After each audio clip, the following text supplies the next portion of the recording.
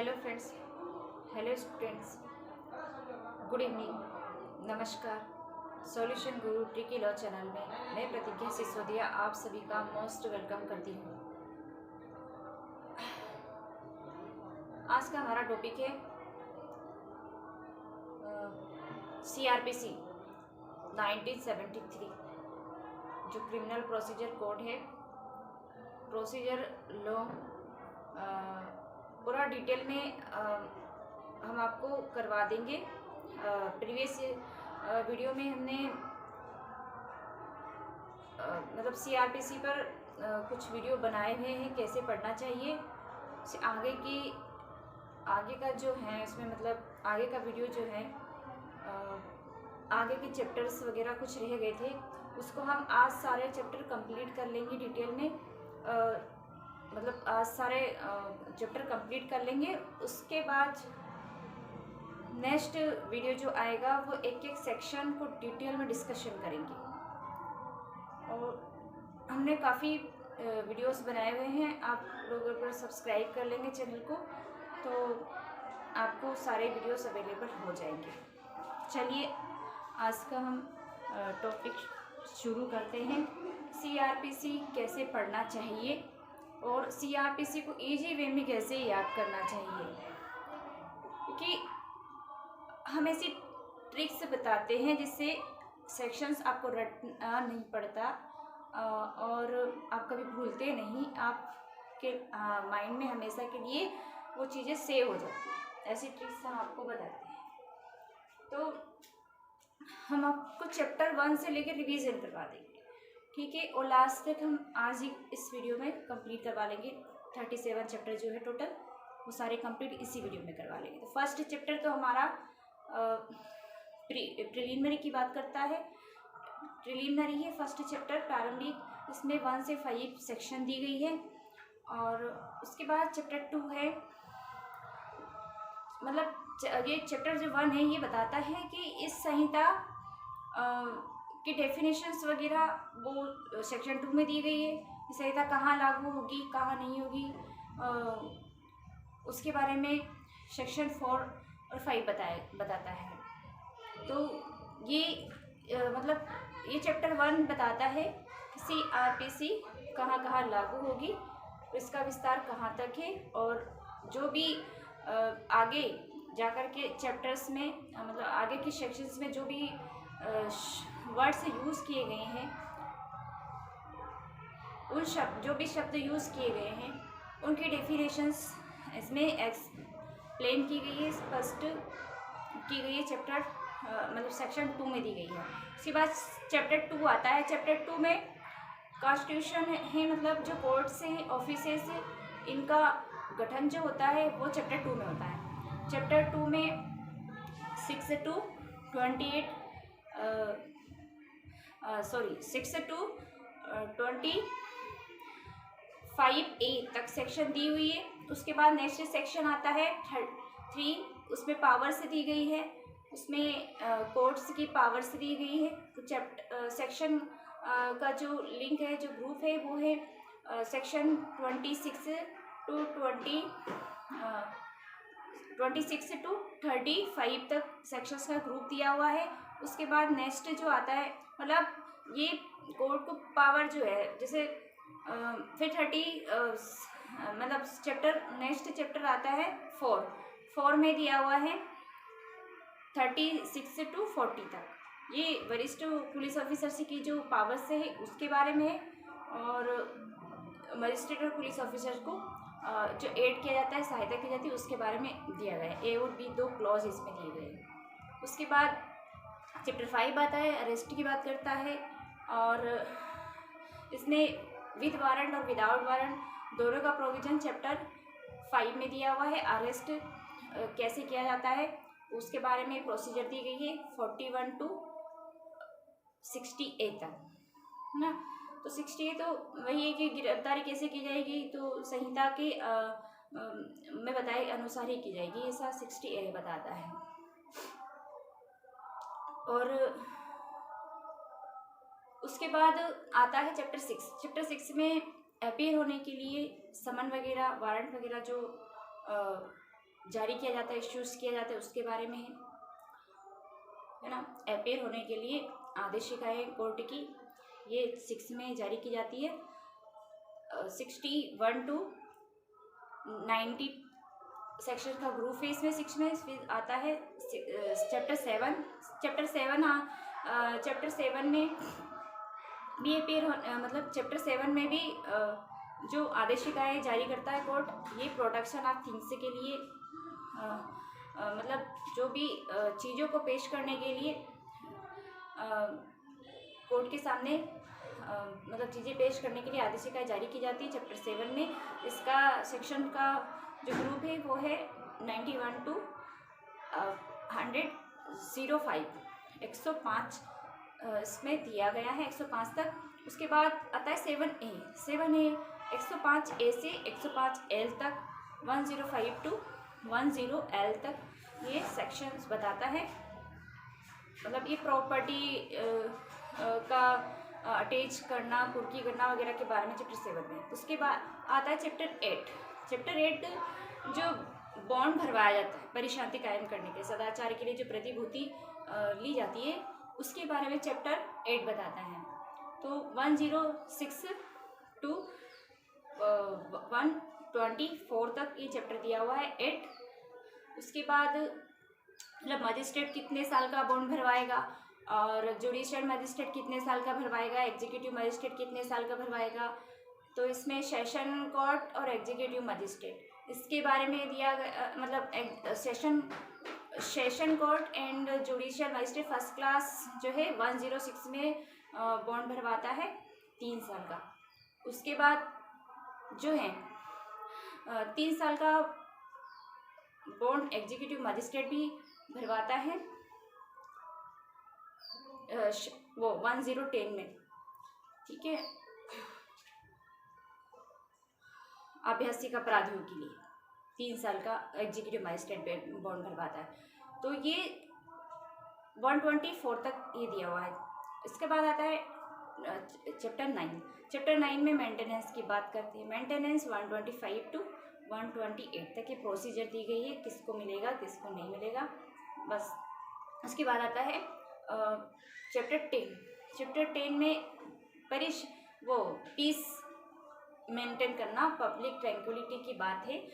मतलब law and order maintain करने वाला चैप्टर है 10।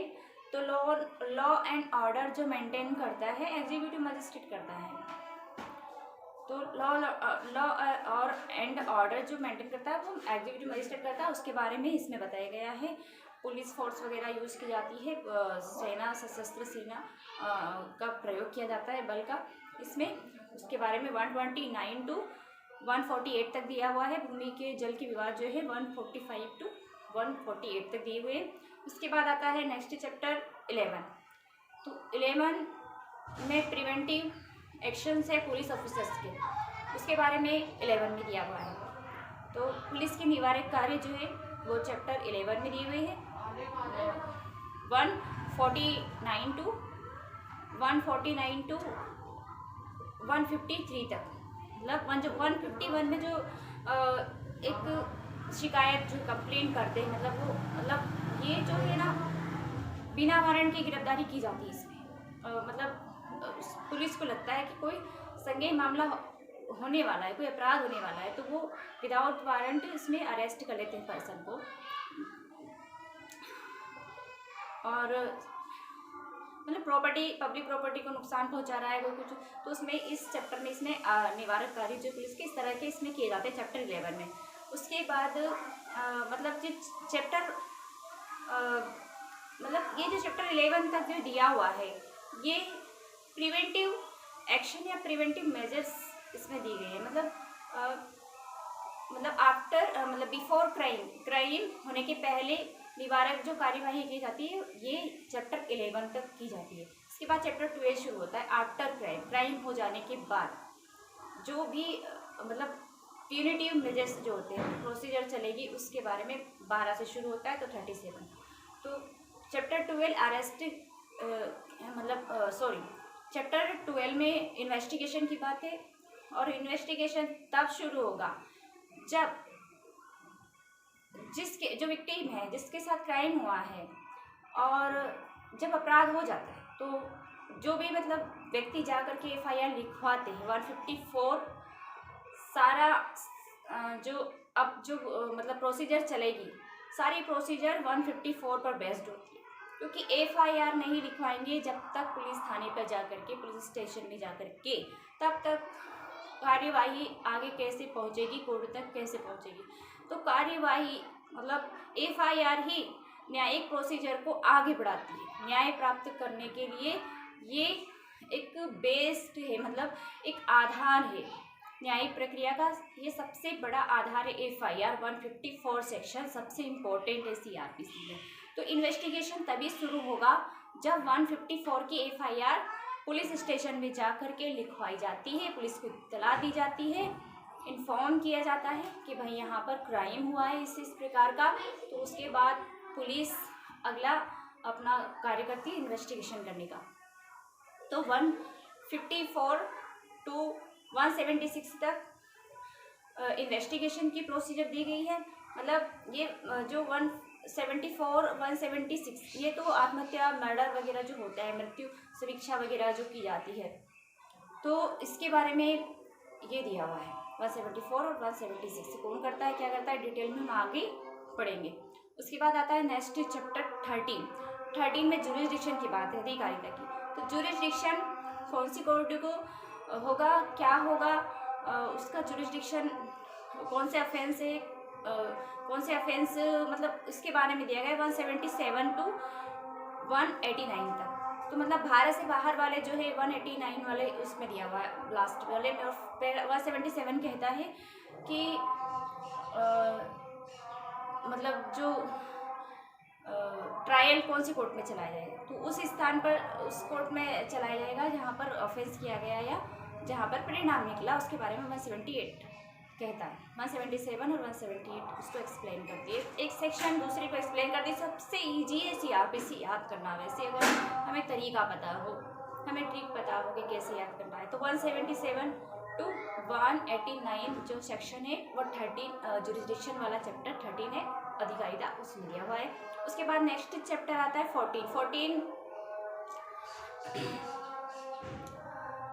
14 में जो कंडीशन दी गई है ना, कार्यवाही शुरू करने के लिए अपेक्षित शर्तें जो है वह चैप्टर 14 में 14 में दी गई है। 190 से 199 190 से 199 तक दी गई। मतलब पर 190 में संज्ञान लेने वाली बात है कि मजिस्ट्रेट जो संज्ञान लेता है, तो इसमें 3 बातें बताई गई 190 में। एक तो पुलिस रिपोर्ट पर लेता है संज्ञान, एक प्राइवेट कंप्लेंट पर लेता है, और स्वयं संज्ञान लेता है, स्वमोटो। तो इस तरह से जो मजिस्ट्रेट संज्ञान लेता है उसके बारे में 190 में बताया गया है। कौन सा मजिस्ट्रेट किस ऑफेंस का कॉग्निजेबल ले सकता है, नहीं ले सकता, उसके बारे में इसमें बताया गया है। उसके बाद आता है नेक्स्ट चैप्टर 15 परिवार। 15 परिवार की बात करता है, 15 परिवार की बात करता है। 15 प्राइवेट कंप्लेंट की बात करता है। 203 200 से 203 सेक्शन का ग्रुप इसमें दिया हुआ है। प्राइवेट कंप्लेंट जो कोर्ट के समझ, मजिस्ट्रेट के समक्ष पेश की जाती है, मतलब जो नॉन कॉग्निजेबल ऑफेंस होता है, और उसमें मतलब जो पुलिस एफआईआर नहीं लिखती है, तब प्राइवेट कंप्लेंट जो पेश की जाती है, वो ये चैप्टर जो है 15 ये प्राइवेट कंप्लेंट के बारे में है। ये 200 में से 203 तक इसमें दिया हुआ है प्रोसीजर उसका। और उसके बाद आता है चैप्टर 16 में कार्यवाही शुरू हो जाती है ना। शर्तें थी जो वो 14 में थी, अब कार्यवाही शुरू हो गई है। तो कार्यवाही शुरू हो गई मजिस्ट्रेट के समक्ष, उसके बारे में चैप्टर 16 बताता है। चैप्टर 16 कार्यवाही शुरू होने की बात करता है। हाँ, इसका जो सेक्शंस का ग्रुप है वो 204 मतलब 204 से 210 तक इसमें किया हुआ है। 204 से 210 ये जो मतलब जो कॉपी वगैरह ग्रांट की जाती है, और छोटे ऑफेंस वाला पीटी ऑफेंस की बात है, उसमें मतलब जो डाक द्वारा भी वो क्या बोलते हैं, मतलब उसका वो फाइन ले लेते हैं 1000 रुपये का, और वो छोटे अपराध की बात है। तो इसके बारे में 206 में दिया गया है, और 205 में तो अपेयर होने की बात है, अपेयर पर्सनल अपेयर से अभिमुक्ति की बात है। और 204 वो मतलब मामला बनता है नहीं, उसके बारे में कोर्ट विचारण करता है, इस बारे में डायरेक्शन देता है। और 207 एंड 208 में कॉपी ग्रांट की जाती है। उसके बाद आता है चैप्टर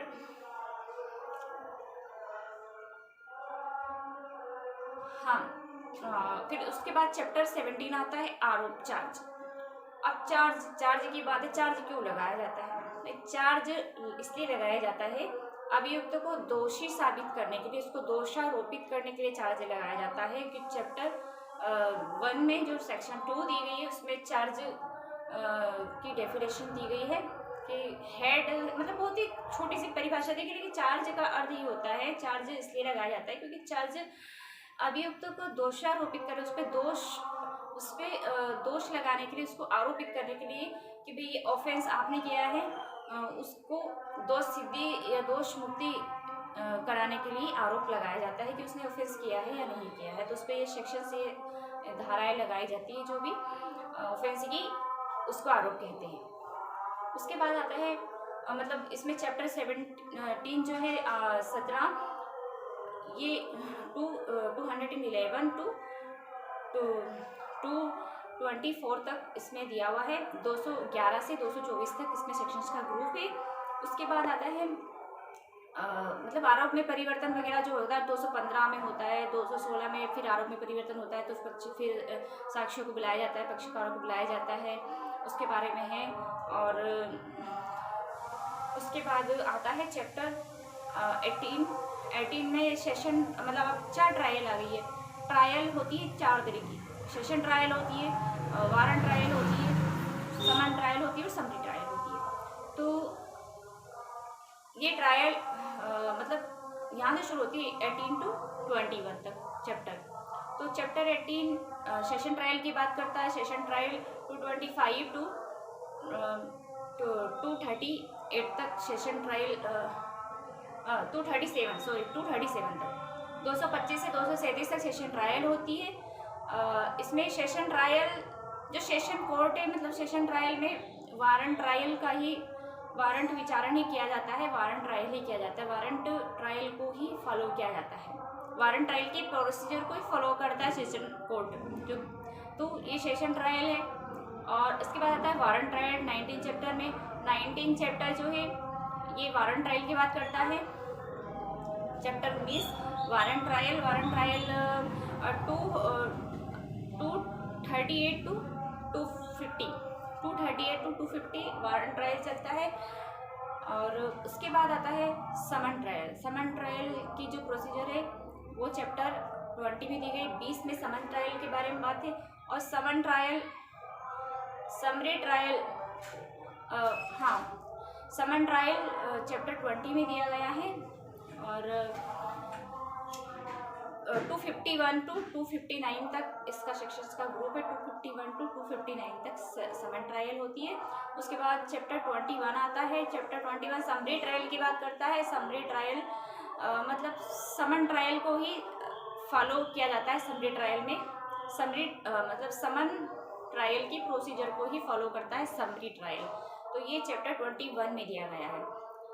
तो चैप्टर 21 में समरी ट्रायल है, मतलब 260 to 265 तक ये समरी ट्रायल दिया हुआ है।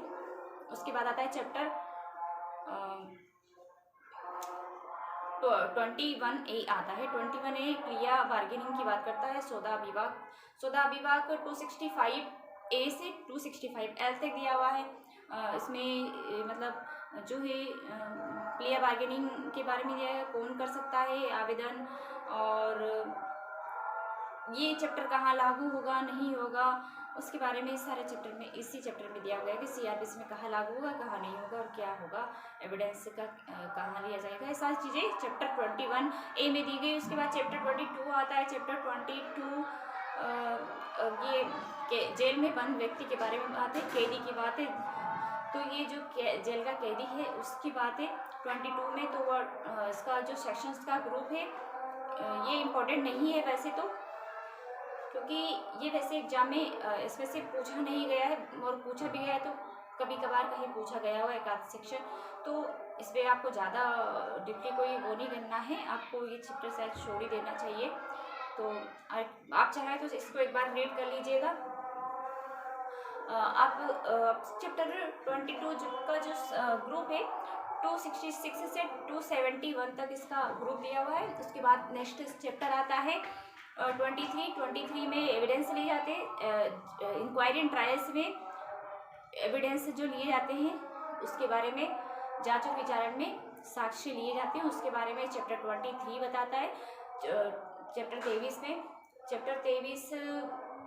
272 से 272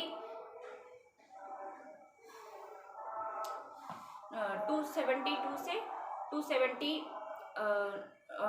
299 तक इसमें दिया हुआ है, 299 तक। तो जो 273 एंड 299 में क्या किया जाता है, एक्यूज्ड की उपस्थिति और अनुपस्थिति में एविडेंस लेने वाली बात करता है। तो एक्यूज्ड की उपस्थिति में कब एविडेंस लिया जाएगा और अनुपस्थिति में कब एविडेंस।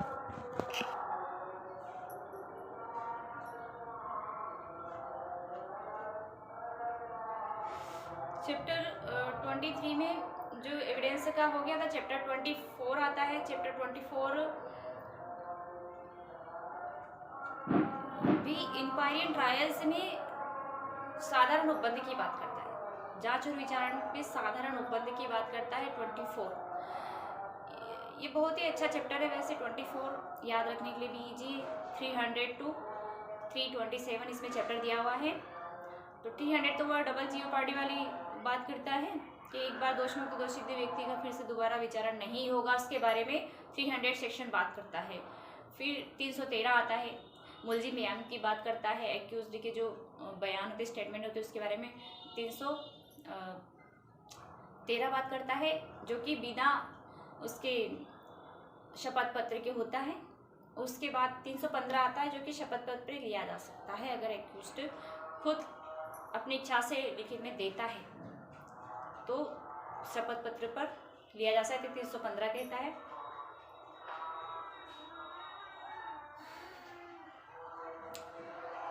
हाँ, और 327 लास्ट सेक्शन है इसका। चैप्टर जो 24 है इसका चैप्टर मतलब इसका सेक्शन जो है लास्ट 27 327 जो है कोर्ट का खुला होना, कोर्ट खुला होगा, ओपन है कोर्ट, उसके बारे में 327 कहता है। और उसके बाद चैप्टर 25 आता है। 25 से पागल व्यक्ति रिलेट कर लीजिए। 25 में विकृत व्यक्तियों के बारे में दिया हुआ है, अनसाउंड माइंड पर्सन के बारे में दिया हुआ है। तो इसका जो सेक्शन है वो 328 328 से तो 348 हाँ 339 तक दिया हुआ है, 339 तक। तो 328 से 339 तक 339 तक इसका सेक्शन दिया हुआ है। और ये भी इम्पोर्टेंट नहीं है, इसको भी छोड़ देना है क्योंकि बहुत कम पूछा गया है इसमें से भी। उसके बाद चैप्टर 26 आता है। चैप्टर 26 में न्याय प्रशासन पर प्रभाव डालने वाले अपराधों के बारे में है। 342 353 तक इसका सेक्शंस का ग्रुप दिया हुआ है। इसमें 347 जो है कि रजिस्ट्रार और उप रजिस्ट्रार कब सिविल न्यायालय समझे जाएंगे और इसके बारे में दिया हुआ है। और जो सिविल मतलब कोर्ट की प्रोसीडिंग चलती है उसमें कंटेम्प्ट ऑफ कोर्ट वगैरह जो होता है उसके बारे में ये चैप्टर बताता है, न्याय प्रशासन को प्रभाव डालने में ऑफेंस के बारे में। उसके बाद आता है चैप्टर 27 जजमेंट की बात करता है। अब जजमेंट 354 से शुरू होता है। 354 में जो फांसी दी जाती है, गले में गर्दन में फांसी लगा रस्सी बांधकर जो लटकाया जाता है, हैंगिंग डेथ होती है, उसके बारे में बताया गया है। फांसी की सजा के बारे में 354 में बताया गया है। तो 354 टू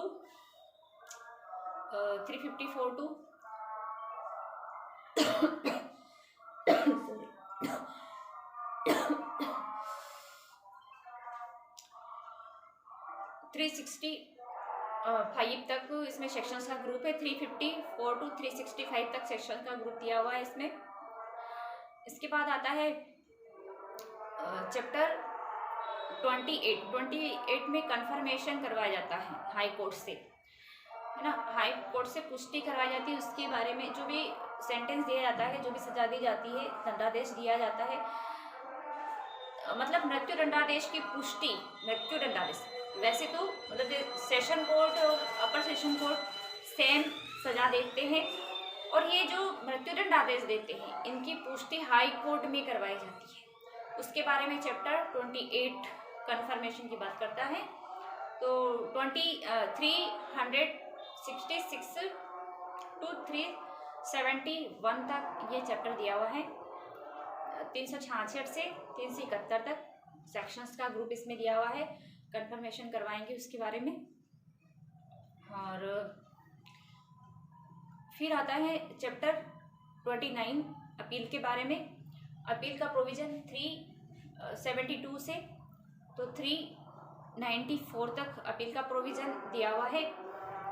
372 से 394 तक अपील का प्रोविज़न है। कब अपील होगी, कब अपील नहीं होगी, होगी तो क्यों होगी, छोटे ऑफेंस में कब अपील होगी, दोष मुक्ति की सज़ा में कब अपील होगी, दोष सिद्धि में कब होगी। 374 और 378 ये दोष मुक्ति दोष सिद्धि की बात करते हैं। कन्विक्शन में कब होगी और एक्विटल में अपील कब होगी। उसके बाद आता है चैप्टर 30 में रिफरेंस की बात करता है। 30 रिफरेंस एंड रिवीजन की। तो 395 टू 405 तक रिफरेंस एंड रिवीजन के बारे में दिया हुआ है। रिफरेंस निर्देश और रिवीजन पुनरीक्षण के बारे में। तो 395 से 405 तक सेक्शन दिया हुआ है। 395 में रेफरेंस की बात करता है, उसके बाद रिवीजन आते हैं। तो सीक्वेंस दिए हुए हैं, सेशन का रिवीजन, फिर हाईकोर्ट का रिवीजन, इस तरह से ये रिवीजन दिए हुए हैं।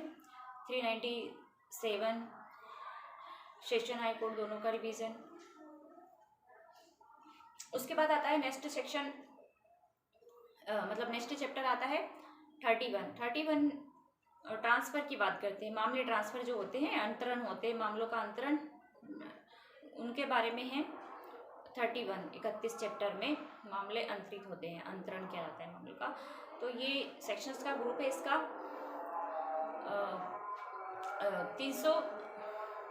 406 से 412 तक, 406 से 412 तक ये मामले जो ट्रांसफ़र होते हैं उसके बारे में 406 से 412 तक है। 406 में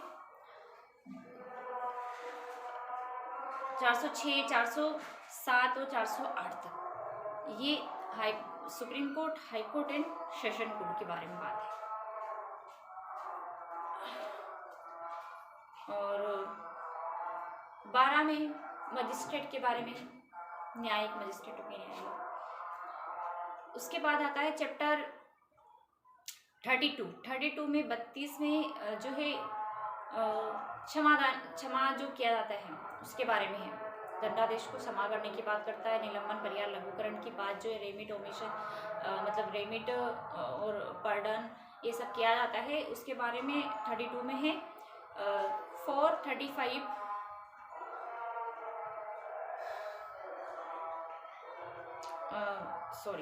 413 से 435 तक इसमें दिया हुआ है सेक्शंस का ग्रुप।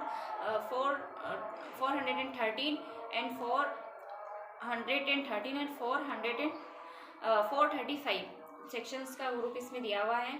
उसके बाद आता है मतलब इसमें जो गवर्नमेंट, मतलब एप्रोप्रिएट गवर्नमेंट के बारे में दिया गया, जो समुचित सरकार है ना, केंद्र सरकार या राज्य सरकार क्षमादान करती है, मृत्यु दंडादेश को क्षमा करती है। उसके बाद 35 और उसमें दिया हुआ है 35, 433, 434 एंड 35 तक ये दिया हुआ है। उसके बाद आता है सेक्शन 34, मतलब चैप्टर 34 आता है। चैप्टर 34 में प्रॉपर्टी का व्ययन की बात है, प्रॉपर्टी का डिस्पोजल ऑफ प्रॉपर्टी, संपत्ति का व्ययन की बात करता है 34 350।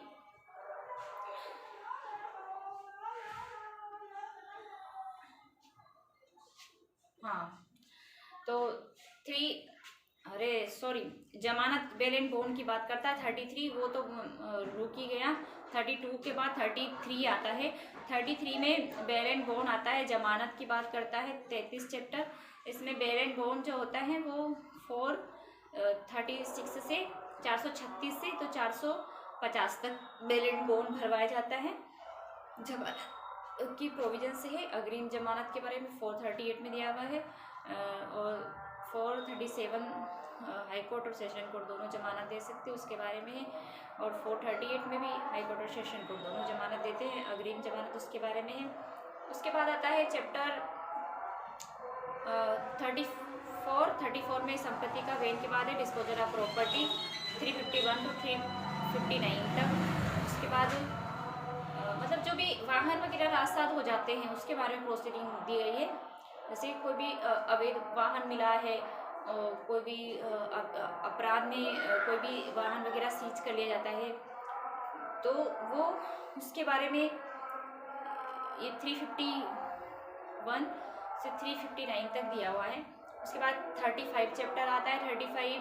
35 में अनियमित कार्यवाही के बारे में, इरेगुलर प्रोसीडिंग के बारे में। इरेगुलर प्रोसीडिंग जो होती है, जैसे 460 to 466 तक दिया हुआ है इसका सेक्शंस का ग्रुप। तो 460 460 और 461, तो 460 की कार्यवाही तो दूषित नहीं करती है और 461 की कार्यवाही दूषित करती है। मतलब 461 क्या कहती है कि ऐसी अनियमित कार्यवाही जो प्रोसीडिंग को ऐसी अनियमित कार्यवाही जो प्रोसीडिंग को दूषित कर देती है।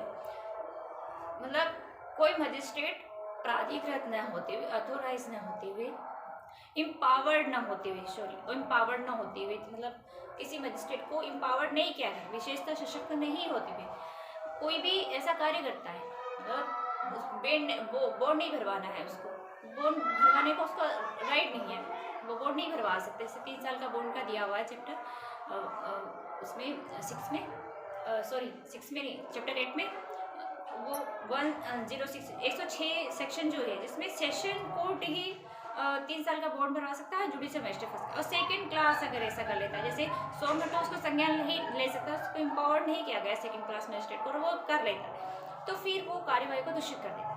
तो इस बारे में ये चैप्टर कहता है। इसके बाद आता है चैप्टर 36, लिमिटेशन की बात करता है ना, परिसीमा की बात करता है। ये जो CRPC की जो प्रोसीडिंग चलती है, इसमें लिमिटेशन क्या होगी, उसके बारे में कितनी होगी, उसके बारे में ये मतलब 3 साल तक का ही इसमें दिया हुआ है, इससे ज़्यादा का नहीं दिया हुआ है।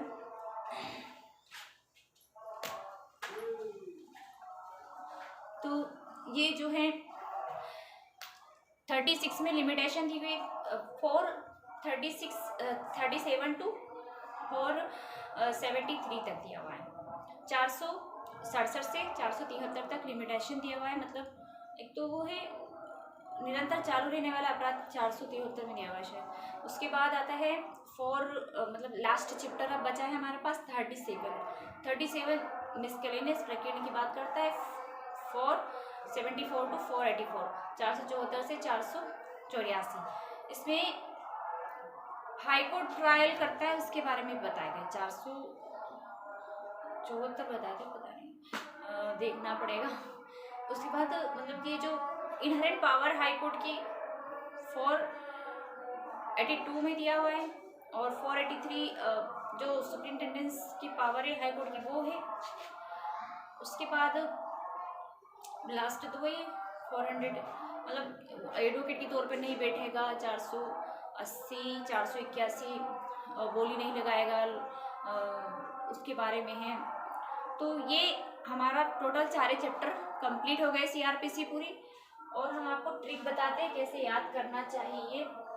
कैसे इजी बना करके याद करना चाहिए चीज़ों को। तो जो ये CRPC मैंने इसको इतना इजी बनाया हुआ है याद करना। देखिए मैंने तो सिर्फ शॉर्ट में ऐसे लिख लेती हूँ।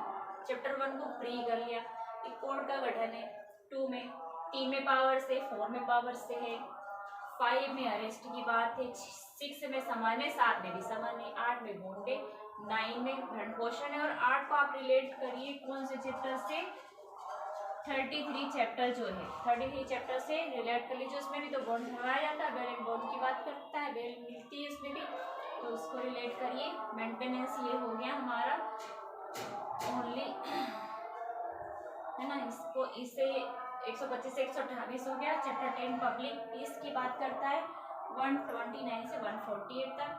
11 प्रिवेंटिव एक्शन की बात करता है बिफोर क्राइम, और इन्वेस्टिगेशन होता है आफ्टर क्राइम।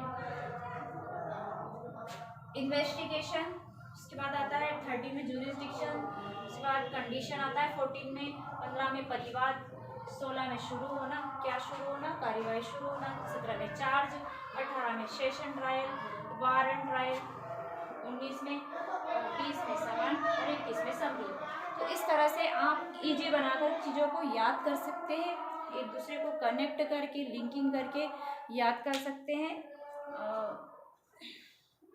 अब हम नेक्स्ट वीडियो जो है एक एक सेक्शन एक एक चैप्टर को डिटेल में करेंगे।